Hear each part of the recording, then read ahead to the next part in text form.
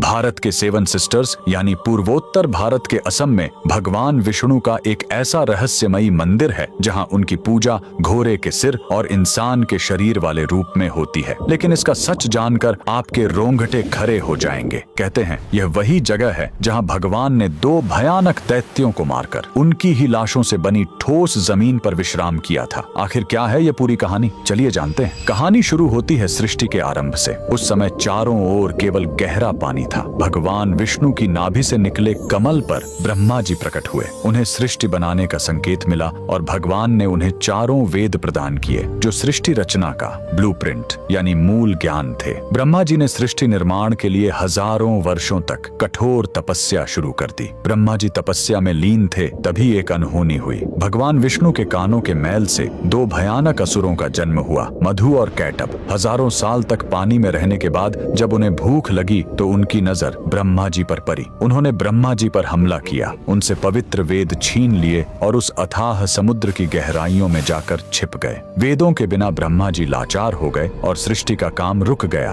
ब्रह्मा जी घबराकर विष्णु जी की शरण में गए, लेकिन समस्या बहुत बड़ी थी। मधु और कैटभ ने तपस्या करके देवी महाशक्ति से इच्छा मृत्यु का वरदान पा लिया था, यानी वे अपनी मर्जी के बिना मर नहीं सकते थे। तब वेदों को वापस लाने के लिए विष्णु जी ने हयग्रीव अवतार लिया। उन्होंने घोड़े का सिर इसलिए चुना ताकि उसकी तीक्ष्ण बुद्धि और सूंघने की शक्ति से वे समुद्र के उस घने अंधेरे में भी वेदों को खोज सके। भगवान हयग्रीव पानी के भीतर गए और असुरों से हजारों साल तक युद्ध किया, लेकिन वरदान के कारण वे मर ही नहीं रहे थे। अंत में भगवान ने अपनी माया से उन्हें मोहित किया और पूछा कि तुम्हारी मृत्यु कैसे होगी। असुरों ने अहंकार में शर्त रखी, हमें वहां मारो जहां पानी न हो, एकदम सूखी जगह। पूरी दुनिया में तो पानी ही पानी था। तब भगवान ने अपना विराट रूप धारण किया, अपनी विशाल जांघों को पानी से ऊपर उठाया और कहा, मेरी जांघें सूखी हैं, और वहीं उन दोनों का वध कर दिया। मरने के बाद उन विशालकाय दैत्यों के शरीर से जो भारी मेद यानी चर्बी निकली वो जम गई और उसी से यह ठोस धरती बनी। इसीलिए पृथ्वी को मेदिनी कहते हैं। युद्ध के बाद थके हुए भगवान हयग्रीव ने इसी नई बनी जमीन पर असम के मणिकूट पर्वत पर विश्राम किया। उन्होंने वेद ब्रह्मा जी को लौटाए और ज्ञान की पुनः स्थापना की। इसीलिए हयग्रीव भगवान को आज भी बुद्धि और तर्क का देवता माना जाता है। कमेंट में जय श्री हरि जरूर लिखें।